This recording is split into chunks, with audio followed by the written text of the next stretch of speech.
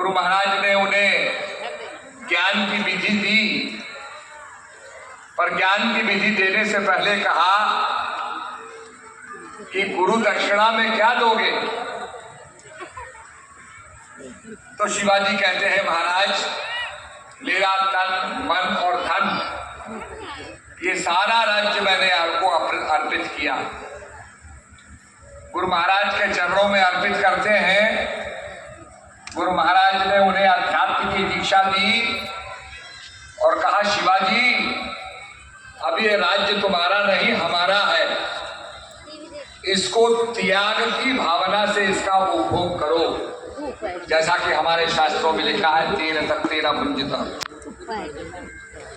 और शिवाजी महाराज ने तब अपना जो ध्वज था वो भगवा ध्वज बनाया, उसको स्वीकार किया और वो भगवा ध्वज समर्थ गुरु रामदास जी का प्रतीक था, उनके राज्य का प्रतीक था।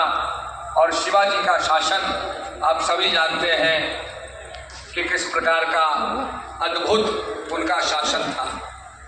उनकी लड़ाइयाँ अद्भुत थी। और जब आपने देखा कि वियतनाम की लड़ाई अमेरिका के साथ हुई और उनसे पूछा गया कि अमेरिका से लड़ते लड़ते अब हारे नहीं, ये कहाँ से आपने ये युद्ध विद्या सीखी? तब उनका ये जवाब था कि भारत के महाराणा प्रताप और भारत के अंदर वीर शिवाजी महाराज की जो लड़ने की टेक्निक थी, जो उनका गोरिल्ला वॉरफेयर था, उसी का हमने अध्ययन किया और अमेरिकन के साथ हम उसी स्टाइल से लड़ते रहे और हमने विजय प्राप्त की। अमेरिका वहाँ धाराशायी हो गया।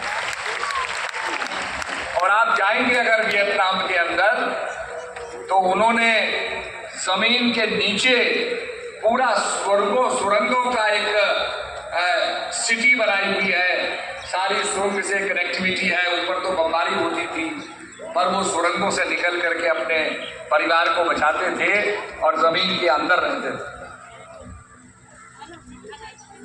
तो गृहस्थ के अंदर जो माता पिता होते हैं अपने पुत्र को अच्छा संस्कार देते हैं और राष्ट्र के निर्माण के प्रति उसकी चेतना को आगे बढ़ाते हैं, उसके अंदर संकल्प लाते हैं कि वो राष्ट्र का निर्माण करे।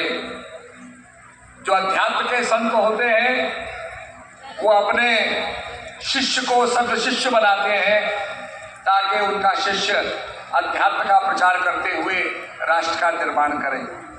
तो ये आपने देखा होगा, क्योंकि मुझे याद आता है गोरक्षपीठ के बारे में। उनके जो महंत जी थे, महंत अवैधनाथ जी, तो कुंभ के समय हमारा अड़ोस पड़ोस कैंप था। तो मैंने सवेरे सवेरे देखा कि वो कैंप के बाहर बैठे हुए पढ़ रहे थे, अखबार पढ़ रहे थे। तो मैं गया, बातचीत होने लगी। मैंने कहा, आपको क्या गढ़वाली भोजन प्राप्त होता है? कहने लगे, 40 साल बीत गए, मैंने पहाड़ छोड़ दिया, अब कहाँ मुझे गढ़वाली भोजन नसीब होगा। मैंने कहा, आप चिंता ना कीजिए, मैं बनवा के भेजता हूँ।